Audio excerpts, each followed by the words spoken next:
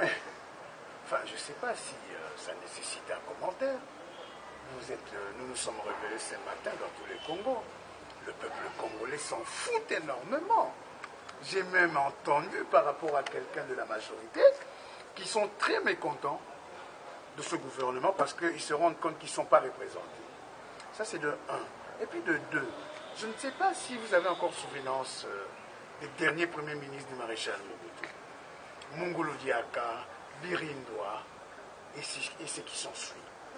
Comme c'est ce gouvernement qui ne représente pas le peuple congolais, qui ont voulu tricher, mais malheureusement leur tricherie s'est arc-boutée par rapport au peuple congolais. 7 ministres provenant de l'opposition, n'est-ce pas une ouverture? Quand vous dites 7 ministres provenant de l'opposition, on dirait que l'opposition s'est réunie. Non, mais ce qui est là, il faut dire la vérité. Quand la majorité de l'opposition a refusé les concertations, parce que M. Kabila avait fait son dictat, il y a certains partis de l'opposition qui sont partis. Et parmi ces partis, ce sont eux qui se retrouvent aujourd'hui au gouvernement. Parce que nous avons lancé déjà la rallye, que le MLC, à travers certains de ses membres, était déjà au bord de la rupture. Bon, maintenant qu'ils sont devenus ministres, ça c'est au MLC d'en décider. Mais vu le Trafalgar des communiqués croisés qui se passe depuis le matin entre le secrétaire général, le premier secrétaire général adjoint, Fidel Babala, et la quatrième secrétaire générale adjointe, l'honorable Milembo. Alors, Milemba, je me pose des questions. Non, c'est tout simplement des gens qui sont partis. Ça le regarde. Ils avaient un deal commun qui était les concertations nationales pour sortir le gouvernement de la désunion nationale. Quel avenir donnez-vous à ce gouvernement? Comme je venais de vous le dire, Birindwa, Mungulu Diaka, sans effet pour la population congolaise.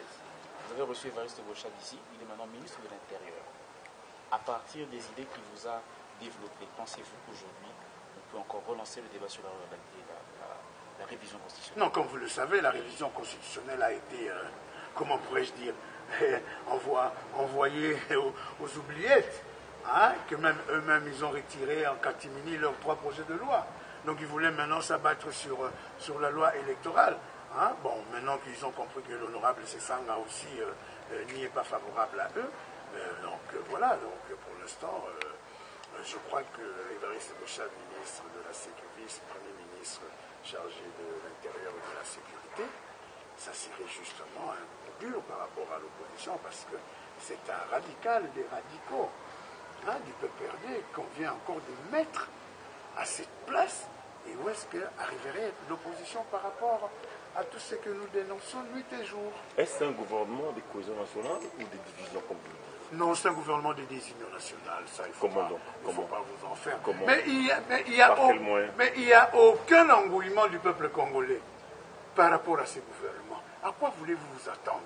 Eux-mêmes, dans la majorité présidentielle, ne s'entendent pas. Ils sont très mécontents qu'ils sont là et qu'ils sont réellement dessus de ce gouvernement, parce que pour eux, ce sont eux qui appuient M. Kabila et son pouvoir, et non à certains postes de l'opposition que nous venons de voir. Je viens même d'être appelé par certains de mes compatriotes Bakongo qui disent que voilà, il n'y a pas un ministre Mukongo. Mais je lui ai posé la question, mais quand les gens sont là, pourquoi vous n'êtes pas là? Merci, honorable. Merci.